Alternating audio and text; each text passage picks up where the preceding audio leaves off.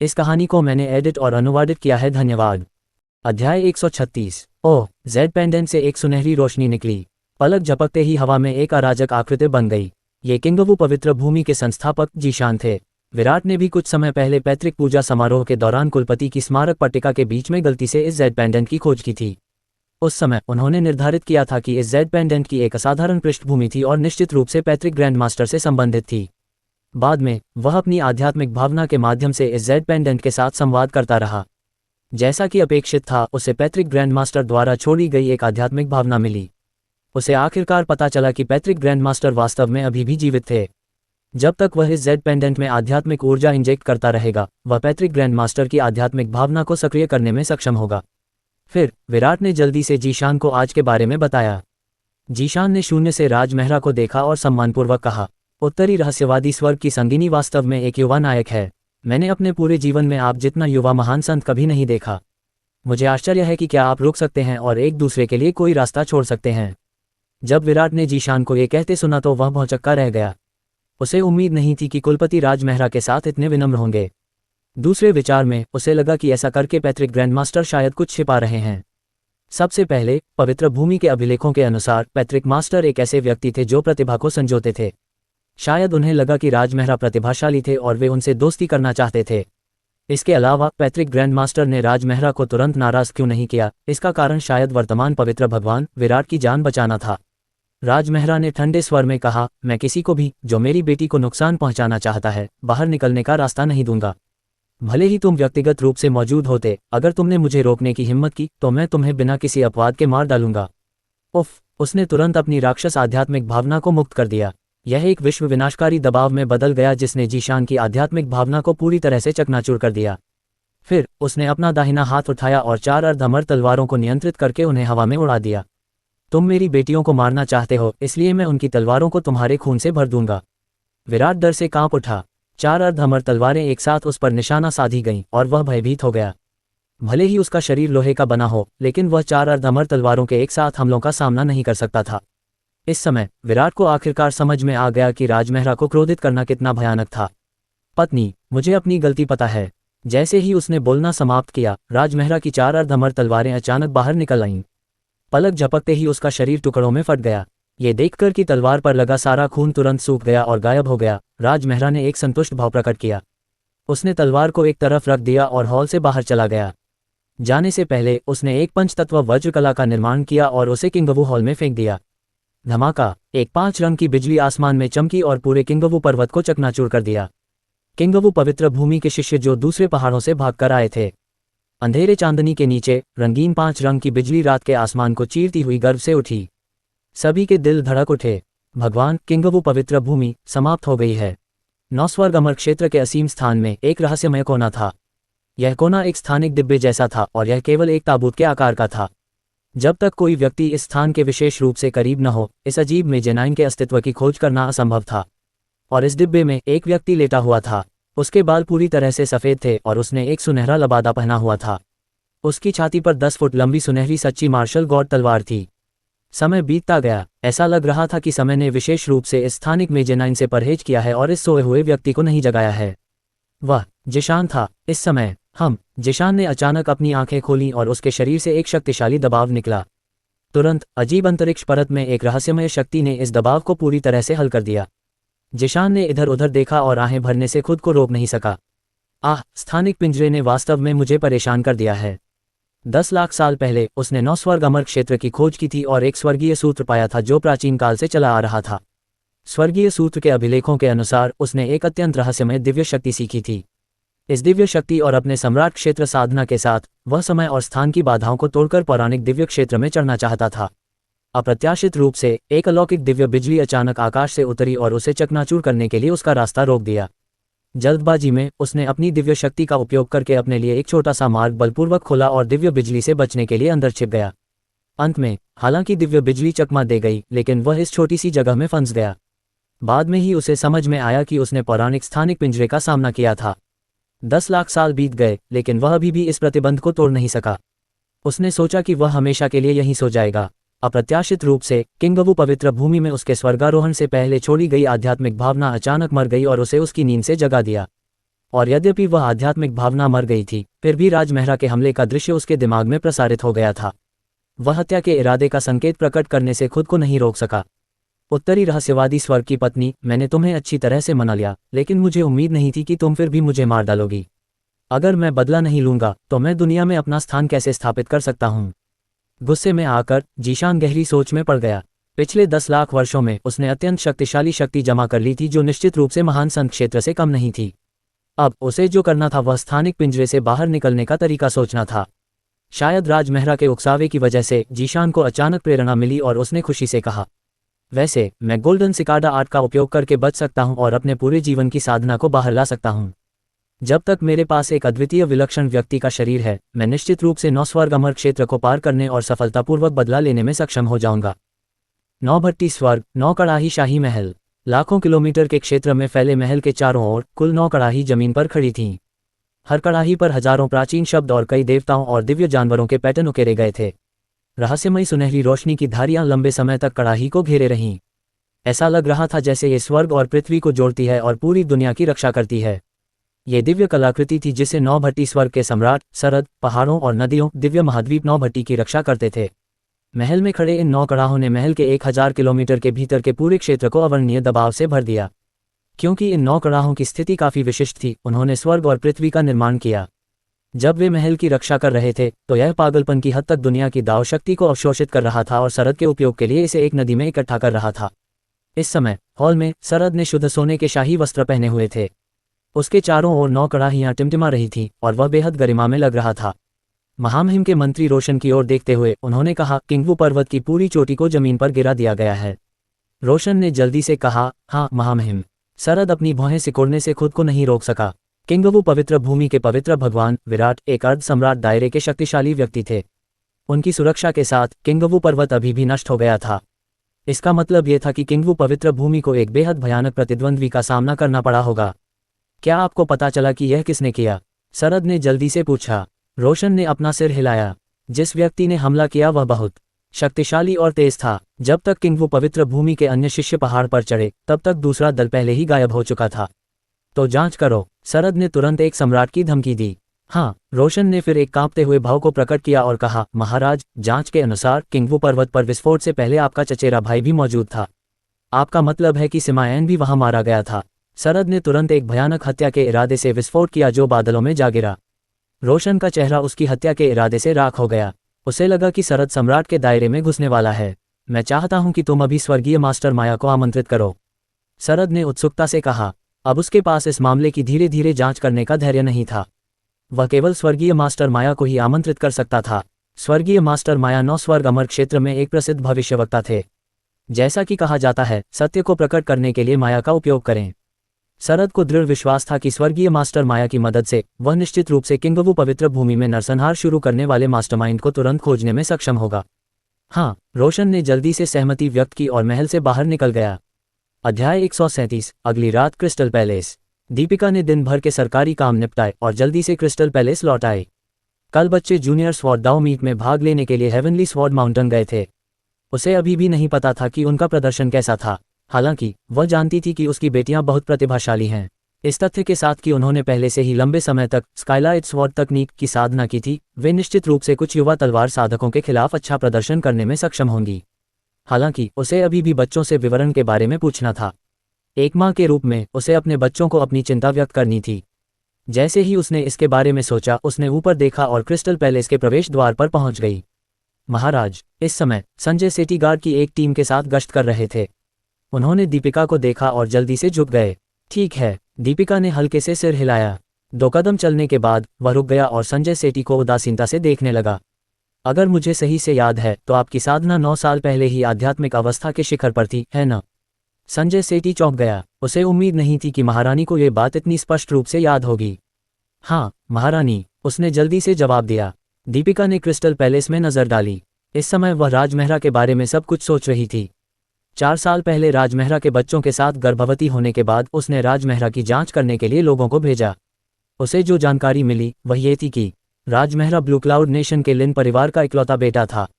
अपने पिता की काफ़ी संपत्ति विरासत में मिलने के बाद वह एक बेकार अमीर युवा स्वामी की जिंदगी जी रहा था। बाद में जब दीपिका अपनी बेटियों को राजमेहरा से मिलने लोअर रियल में लेकर आए, वह अभी भी ऐसा लग रहा था जैसे उसने अपना समय बर्बाद किया हो और एक सुखवादी जीवन शैली जी रहा हो। इसलिए दीपिका के दिल में राजमेहरा एक मानक अमीर युवा स्वामी था। ये भी इस राय के कारण था कि दीपिका ने राजमेहरा की फिर से विशेष रूप से जांच नहीं की। आखिरकार वह लोअर रियल में उतरने से पहले ही राजमेहरा को अच्छी तरह से जानती थी। उसकी राय में वह वास्तव में एक नज़र में राजमेहरा जैसे व्यक्ति के भविष्य को देख सकती थी। वह बस जीवन का आनंद ले रहा था। हालांकि दीपिका जानती थी कि हालांकि क्रिस्टल पैलेस बहुत बड़ा था, लेकिन ये बहुत मज़ेदार भी था। लेकिन राजमेहरा अंततः इससे ऊब जाएगा। वह भविष्य में हमेशा के लिए क्रिस्टल पैलेस में रहने के बजाय अक्सर बाहर भी जा सकता है। उस समय उसे एक सक्षम सहायक की आवश्यकता होगी। वह सहायक वफादार होना चाहिए और उसकी और बच्चों की रक्षा करनी चाहिए। और दीपिका की राय में संजय सेठी सबसे उपयुक्त उम्मीदवार थे। अपने पतले हाथ की एक लहर के साथ दीपिका ने रहस्यमय प्रकाश से घिरी एक साधना संचरण जेड पर्ची निकाली। यह जेड पर्ची एक मध्यम श्रेणी की स्वर्ग श्रेणी की साधना तकनीक है जिसे मैंने हाल ही में प्राप्त किया है। इसे साधना करने के बाद न केवल आप सर्वोच्चता क्षेत्र में कदम रख सकते हैं, बल्कि यह आपकी रक्षा को भी बहुत बढ़ा सकता है। मुझे लगता है कि सेठी परिवार का पान हाथी संविधान इस साधना तकनीक के साथ पूरी तरह से संगत है, इसलिए मैंने इसे आपको दे दिया। धन्यवाद महामहिम। संजय सेठी ने जल्दी से साधना संचरण जेड पर्ची ले ली। अपनी धारणा के माध्यम से उन्होंने पाया कि यह एक उच्च स्तरीय साधना तकनीक थी जो आंतरिक और बाहरी दोनों तरह से साधना करती थी।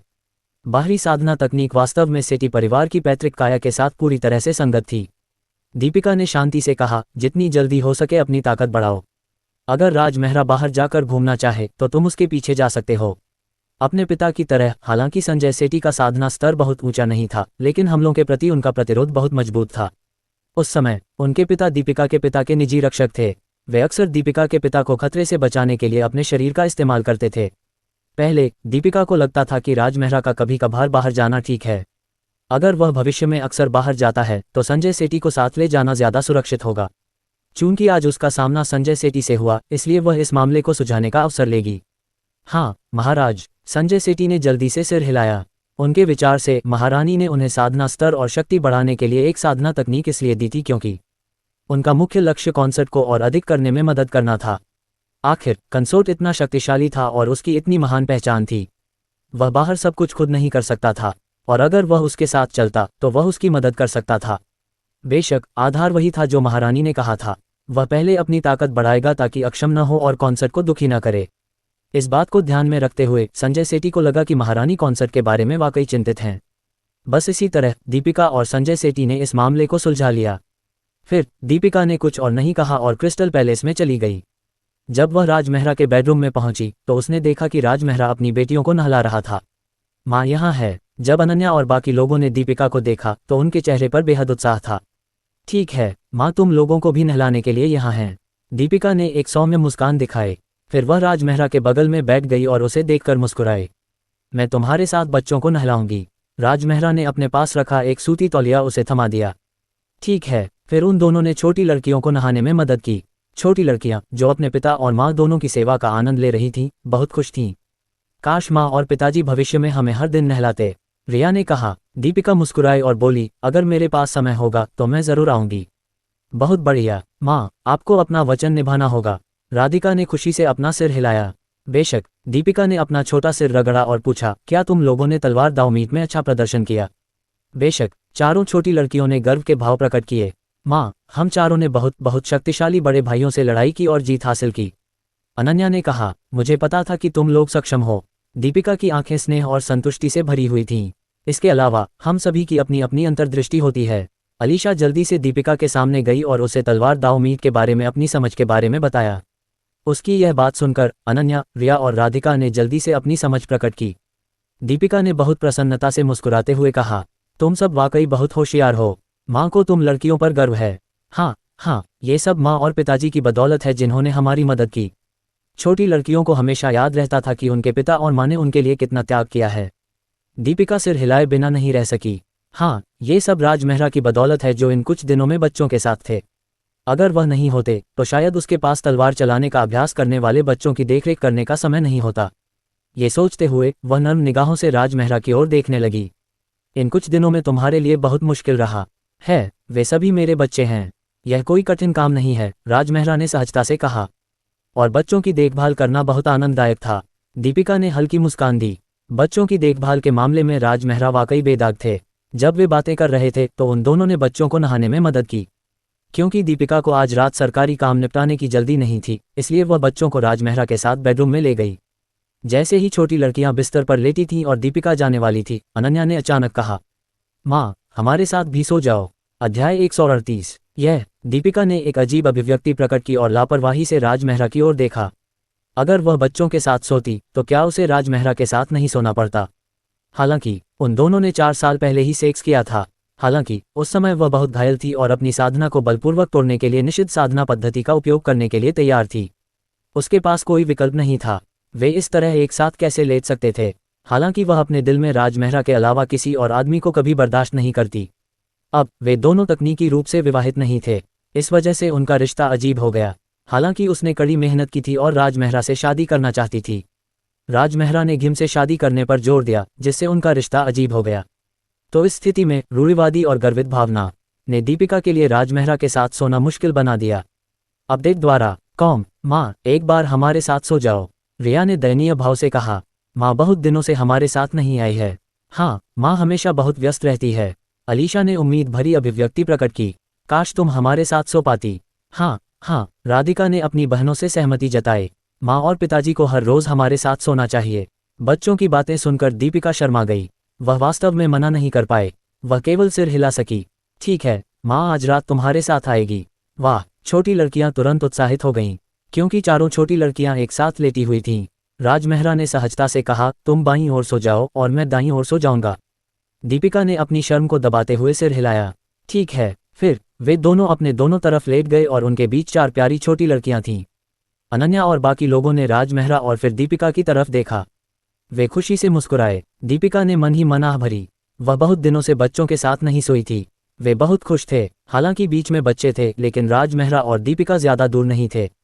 चूंकि उनकी साधनाएं बहुत गहरी थीं, इसलिए वे इस समय एक दूसरे की आभा को साफ साफ महसूस कर सकते थे। दीपिका की प्राकृतिक खुशबू 100 फूलों के खिलने जैसी थी और खुशबू एकदम सही थी।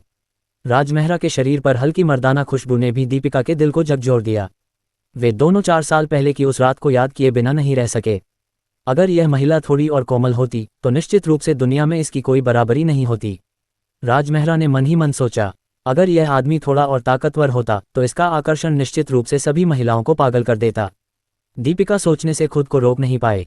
पिताजी, हमें कोई कहानी सुनाए, अलीशा ने कहा। ठीक है, राज मेहरा ने प्यार से मुस्कुराया। छोटी लड़कियों के लिए सोने से पहले की कहानियां हमेशा अपरिहार्य थीं।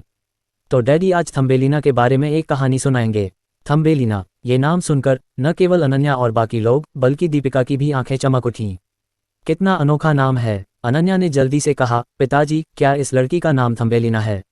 नहीं, वह केवल एक अंगूठे के आकार की है। राज मेहरा ने मुस्कुराया और अपना सिर हिलाया। वाह, क्या जादुई लड़की है। छोटी लड़कियां तुरंत दंग रह गईं। दीपिका के हाव भाव नहीं बदले, लेकिन उसने राज मेहरा की कहानी को ध्यान से सुना। अतीत में एक महिला थी जो एक बहुत छोटा और प्यारा बच्चा चाहती थी, इसलिए वह जादूगरनी से पूछने गई। जादूगरनी ने कहा कि यह बहुत आसान है, इसलिए उसने उसे गेहूं का एक दाना दिया और उसे एक फूल के गमले में लगाने के लिए कहा। जब फूल खिलेगा तो थम्बेलिना पैदा होगी। क्योंकि उसके पास एकदम सही पिता कार्यक्रम था, इसलिए राज मेहरा की कहानी सुनाना और भी ज्यादा संक्रामक हो गया। सिर्फ 2 या 3 वाक्यों में छोटी लड़कियां पूरी तरह से डूब गईं। कहानी खत्म होने से पहले ही वे सो चुकी थीं। दीपिका अपने दिल में उसकी तारीफ किए बिना नहीं रह सकी। राज मेहरा वाकई बच्चों की परवरिश करने में एक जीनियस थे। वह वास्तव में इतनी जीवंत और बचकानी कहानी को सहजता से सुनाने में सक्षम थे। ये वाकई चौंकाने वाला था। ये देखकर कि बच्चे पहले से ही सो चुके थे, लेकिन 2 वयस्कों को नींद नहीं आ रही थी, कमरे का माहौल और भी अजीब हो गया। दीपिका ने एक गहरी सांस ली और बिस्तर से उठ गई। उसने शांति से राज मेहरा को देखा। तुम भी थक गए हो, जल्दी आराम करो। हाँ, राज मेहरा ने अपने सिर के पीछे हाथ रखा और उदासीनता से सिर हिलाया। चांदनी रात में दीपिका की सुंदर आकृति असाधारण रूप से सुंदर और आकर्षक थी। जब वह राज मेहरा के पास से गुजरी तो वह रुक गई और उसे देखने लगी। वैसे थम्बेलिना का अंत कैसे हुआ? राज मेहरा ने कहा। उसकी मुलाकात अपनी उम्र के एक फूल राजकुमार से हुई। उन दोनों ने शादी कर ली और तब से साथ रहते हैं। हाँ, दीपिका ने थोड़ा सिर हिलाया। क्या बढ़िया अंत है। उसे वाकई लगा कि राज मेहरा बच्चों की कहानियां सुनाने में माहिर है। फिर वह पलटी और चुपचाप जाने से पहले एक प्रेत में बदल गई। राज मेहरा ने इस बारे में ज्यादा नहीं सोचा। उसने अपनी प्यारी बेटियों को देखा जो थोड़ी देर के लिए सो गई थीं और खुद भी सो गई। नौभट्टी स्वर्ग, शाही महल, महामहिम स्वर्गीय मास्टर माया यहाँ हैं। येंजिहाई एक बूढ़े आदमी को काले लबादे में लेकर आई जिसका चेहरा साफ नहीं दिख रहा था। बूढ़े आदमी के हर कदम के साथ उसके पैरों के नीचे एक काली गहरी रोशनी चमकती थी और वह असाधारण लग रहा था। वह 9 स्वर्ग अमर क्षेत्र के प्रसिद्ध स्वर्गीय मास्टर माया थे।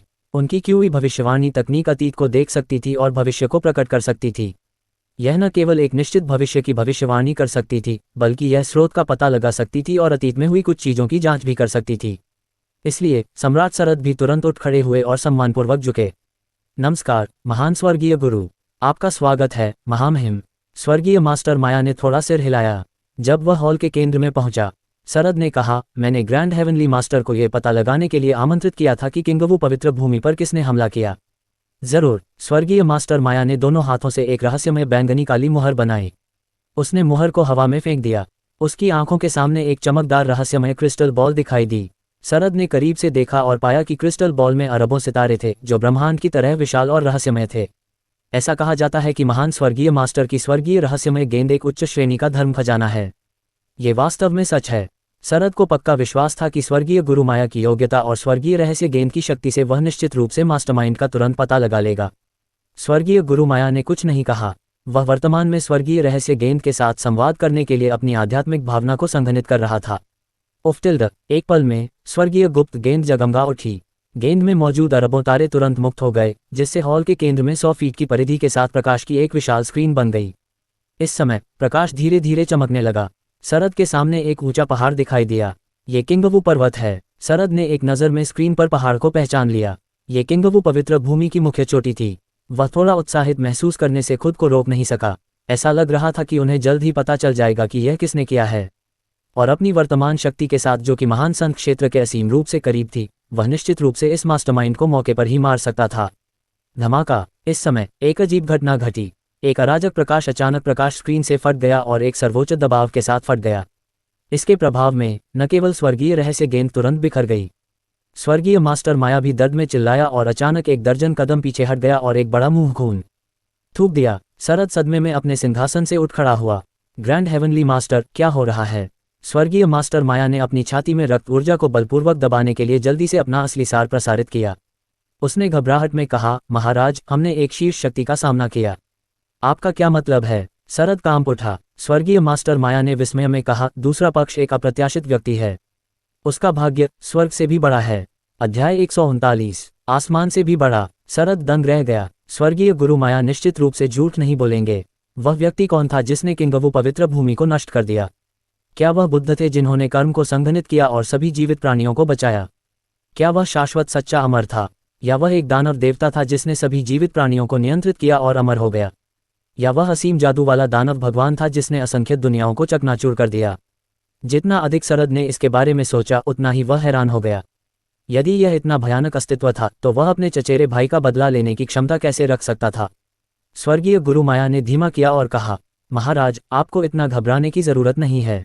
ऐसे शक्तिशाली व्यक्ति का सामना करते हुए जब तक आप उसे भड़काने की पहल नहीं करते, तब तक आप आमतौर पर खुद को खतरे में नहीं डालेंगे।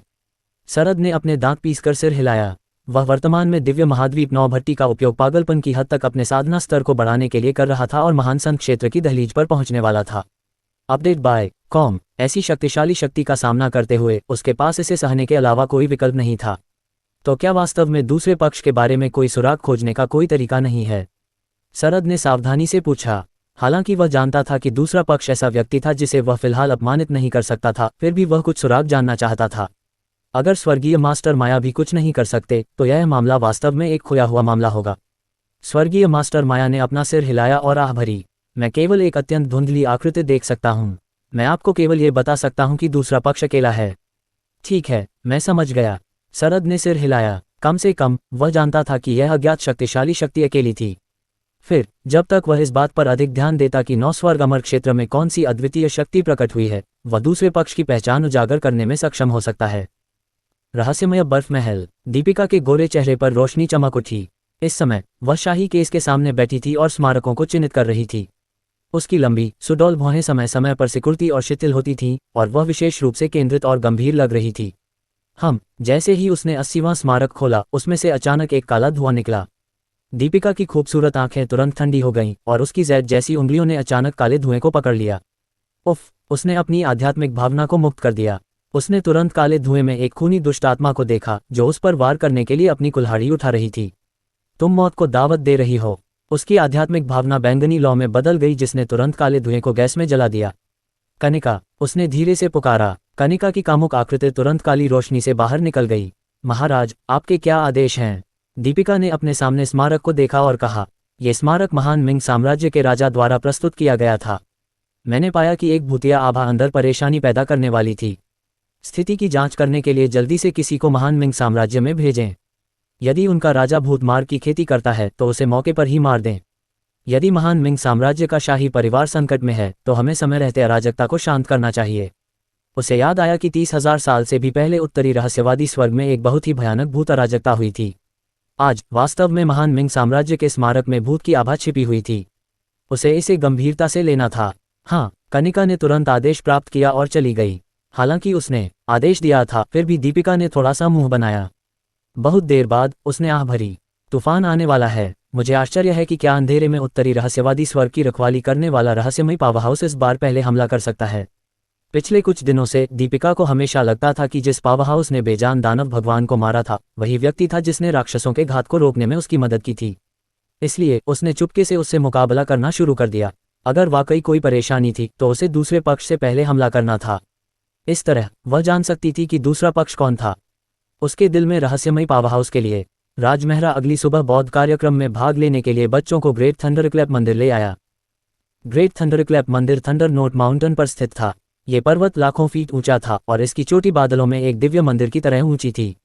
आश्चर्य की बात यह थी कि इतना विशाल पर्वत होने के बावजूद इसके शीर्ष पर स्थित ग्रेट थंडरक्लैप मंदिर अभी भी स्पष्ट रूप से दिखाई दे रहा था। वे पहाड़ की तलहटी में खड़े होकर आसमान की ओर देखने लगे। एक मंदिर और एक प्राचीन बोधि वृक्ष ऊंचा खड़ा था, जैसा कि नौस्वर्ग अमर क्षेत्र में प्रसिद्ध प्राचीन मंदिर से अपेक्षित था। महान वज्रपात मंदिर वास्तव में असाधारण और प्रशंसनीय है। यह अफवाह है कि यह प्राचीन मंदिर वह स्थान है जहां बुद्ध ने लाखों साल पहले दाव को समझा और बुद्ध बन गए। ये वास्तव में अपनी प्रतिष्ठा के योग्य है। थंडर नोट माउंटेन के तल पर 5 किलोमीटर के दायरे में मैदान सभी प्रकार के लोगों से भरा हुआ था। बौद्ध संप्रदाय के एकत्र होने के कारण नौस्वर्ग अमर क्षेत्र से अनगिनत बौद्ध संप्रदाय और प्राचीन मंदिर यहाँ एकत्र हुए और यहाँ नौस्वर्ग अमर क्षेत्र से सैकड़ों हजारों गैर बौद्ध लोग थे। चूंकि बौद्ध संप्रदाय की भव्य बैठक के लिए आवश्यकताएं सख्त थीं, इसलिए गैर बौद्ध लोग आमतौर पर भाग लेने के लिए अयोग्य थे। इसलिए ये लाखों लोग स्वाभाविक रूप से भव्य बैठक में भाग लेने के लिए यहाँ नहीं थे।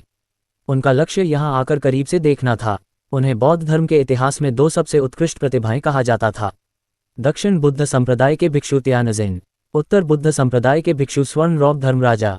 यह अफवाह है कि भिक्षु त्यानजिन अचल बुद्धि राजा का पुनर्जन्म है। न केवल उनकी साधना अर्ध सम्राट क्षेत्र में है, बल्कि उनके पास 3000 तकनीकें भी हैं। वह चक्र शरीर सिखाते हैं और निश्चित रूप से भविष्य में एक बोधिसत्व बनेंगे और दक्षिण बुद्ध संप्रदाय के भगवान बनेंगे। उत्तरी बुद्ध संप्रदाय के स्वर्ण रॉक धर्म राजा भी बहुत भयानक हैं। यह अफवाह है कि उनका मुख्य शरीर स्वर्ण पंख वाला रॉक है। मानव में रूपांतरित होने के बाद उनकी साधना का आधार तेजी से सुधर गया और वे अर्ध सम्राट बन गए। इसके अलावा उन्हें एक बड़ा अवसर मिला और उन्होंने 4 वज्र अर्हत फल निगल लिए। उनका शरीर लगभग अमर है। आज 2 भिक्षुओं की वास्तविक उपस्थिति को करीब से देखने में सक्षम होने के लिए ये यात्रा निश्चित रूप से व्यर्थ नहीं थी। भिक्षु त्यानजिन और स्वर्ण रॉक धर्म राजा नौस्वर्ग अमर क्षेत्र में सर्वोच्च स्तर के प्रतिभाशाली थे। उनके नाम निश्चित रूप से अनगिनत मार्शल कलाकारों के लिए वज्र की तरह थे और बहुत कम लोग थे जो इन दोनों को अपनी आंखों से देख सकते थे। यह उल्लेख करने की आवश्यकता नहीं है कि ऐसा कहा जाता था कि आज की बौद्ध संप्रदाय सभा दोनों के लिए दांव पर चर्चा करने का युद्ध क्षेत्र थी। परिणामस्वरूप इसने सभी का ध्यान आकर्षित किया। अफवाहें थीं। भिक्षु त्यानजिन द्वारा प्रतिनिधित्व किए जाने वाले दक्षिण बुद्ध संप्रदाय और स्वर्ण रॉक धर्म राजा द्वारा प्रतिनिधित्व किए जाने वाले उत्तर बुद्ध संप्रदाय के बीच आज मुकाबला होने वाला था। जो भी जीतेगा वह अगले 100,000 वर्षों में नौस्वर्ग अमर क्षेत्र में बौद्ध धर्म का शासक होगा। जब सभी चर्चा कर रहे थे, आसमान में एक सुनहरी रोशनी चमकी। बौद्ध धर्म से जुड़े एक प्रतिष्ठित छोटे भिक्षु सुनहरे प्रकाश के साथ उतरे। जैसे ही वे जमीन पर उतरे, संस्कृत सभी के कानों में गूंजने लगी, मानो वे बुद्ध की शिक्षाएं सुन रहे हों। जैसा कि दक्षिण बुद्ध संप्रदाय से अपेक्षित था, ये गति वास्तव में विस्मयकारी है। अनेक लोग भिक्षु त्यानजिन को प्रशंसा से देख रहे थे। इस समय आकाश में सुनहरी रोशनी चमकी और सूरज को ढक दिया। एक विशाल रॉक धर्म मूर्ति बहुत तेज गति के साथ बादलों से उतरी। उन्होंने ऊपर देखा। सभी ने बाहरी क्षेत्र से एक सुंदर आदमी को आसमान से उतरते देखा। उसने बैंगनी लाल रंग का लबादा पहना हुआ था और उसके गले में एक सुनहरा कौला था, जैसा कि गोल्डन रॉक धर्म राजा से उम्मीद की जाती है। उसकी आभा बेजोड़ है। गोल्डन रॉक धर्मराजा न केवल बेहद शक्तिशाली है बल्कि उसका रूप भी बेजोड़ है। वह वास्तव में दुनिया में बेजोड़ है। वह बहुत सुंदर है। सभी हैरान थे। जहां तक उन छोटी भिक्षुणियों की बात है जो नन का अनुसरण कर रही थीं, वे अभी भी महत्वाकांक्षी थीं और गोल्डन रॉक धर्मराजा के सुंदर रूप से और भी अधिक प्रभावित थीं।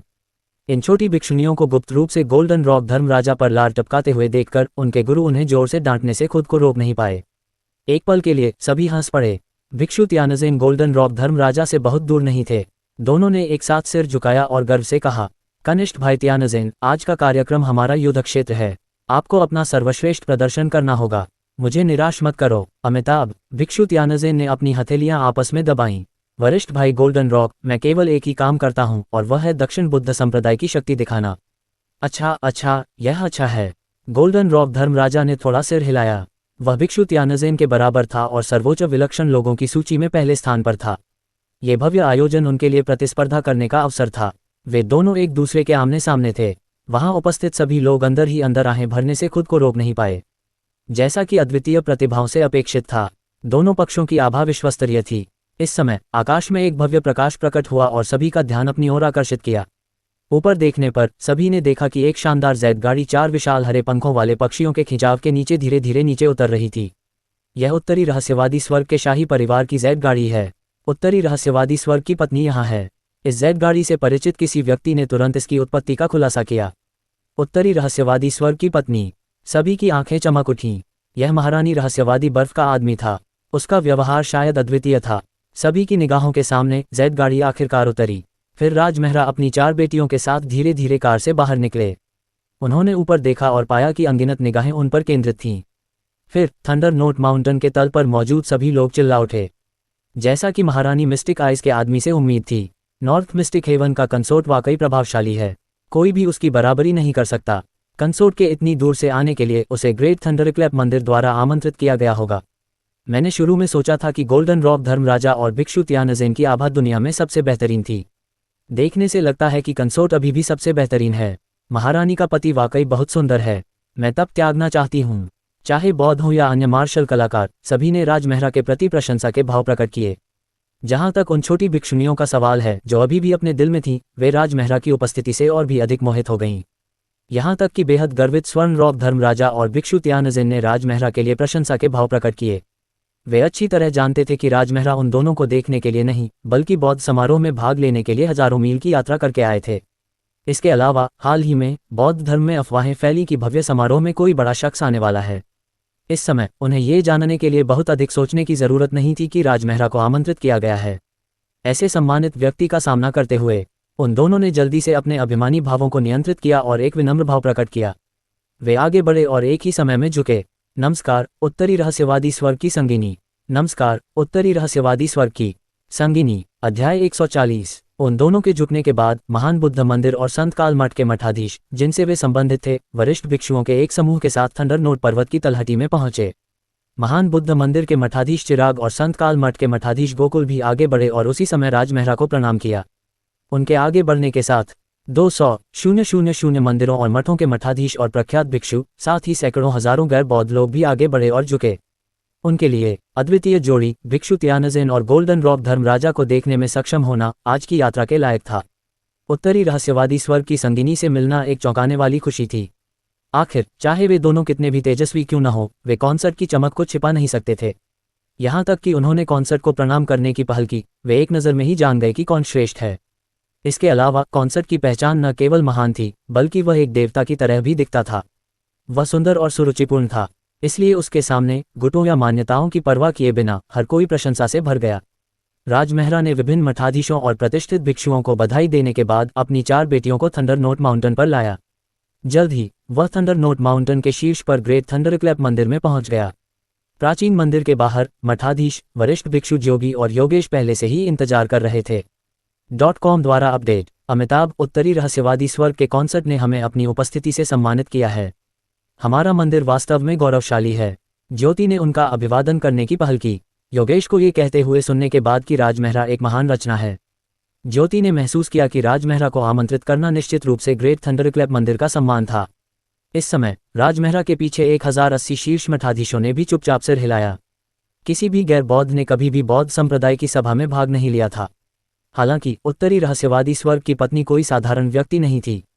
उनका आना बौद्ध संप्रदाय के सभी शिष्यों का सम्मान था। अभिवादन का आदान प्रदान करने के बाद ज्योति राजमहरा को ग्रेट थंडरक्लैप मंदिर में ले आए। प्रवेश करने के बाद ज्योति ने राजमहरा को ग्रेट थंडरक्लैप मंदिर की विभिन्न इमारतों और इतिहास के बारे में बताया। परम रहस्यवादी सूत्र के साथ राजमहरा इन बातों को अपने हाथ की पीठ की तरह जानते थे। हालांकि ये देखकर कि जोगी कितना विनम्र था, उसने जोगी की व्याख्या विनम्रता से सुनी। कार्यक्रम स्थल की ओर जाने वाले गलियारे में अनन्या और अन्य लोगों ने देखा कि एक साधु उनके बगल के कमरे में बैठा था और लकड़ी की मछली पर दस्तक दे रहा था। छोटी लड़कियों की दिलचस्पी तुरंत बढ़ गई। वे एक साथ घर में भाग गईं और साधु के सामने इकट्ठा हुईं। चाचा, आप किस पर दस्तक दे रहे हैं? साधु ने अपनी आंखें खोली और विनम्रता से अपने हाथ जोड़े।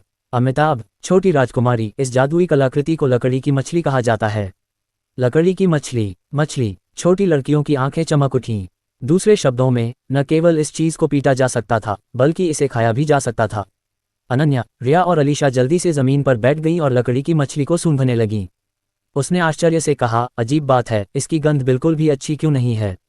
छोटी लड़कियों को अच्छी तरह याद था कि उनके पिता द्वारा पकाई गई कोई भी मछली बहुत ही सुगंधित और स्वादिष्ट होती थी, और इस लकड़ी की मछली में तो बिल्कुल भी स्वाद नहीं था। जाहिर है, यहाँ कोई भी अपने पिता जितना अच्छा खाना नहीं बना सकता था। राधिका ने बगल में एक और लकड़ी की मछली देखी और उसे अपने हाथ में पकड़ लिया।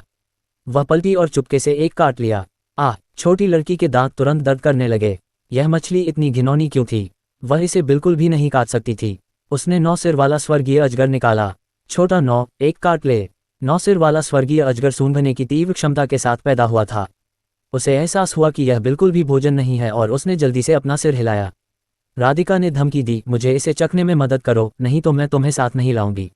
9 सिर वाले स्वर्गीय अजगर की आंखों में बेबसी का भाव दिखाई दिया। अगर वह दुखी होती तो निश्चित रूप से कॉन्सर्ट उसे दोषी ठहराता। वह ये जिम्मेदारी नहीं उठा सकता था। इसलिए 9 सिर वाले स्वर्गीय अजगर ने अपनी आंखों में आंसू भरकर लकड़ी की मछली को काटा और अपना सिर हिलाया, मानो वह कह रहा हो, ये बिल्कुल भी स्वादिष्ट नहीं है। ओह, ऐसा लगता है कि यह वास्तव में स्वादिष्ट नहीं है। राधिका ने लकड़ी की मछली वापस रख दी। फिर चारों छोटी लड़कियां एक साथ बाहर भागी और राजमहरा की जान को हिलाया। डैडी, वह लकड़ी की मछली बिल्कुल भी स्वादिष्ट क्यों नहीं है?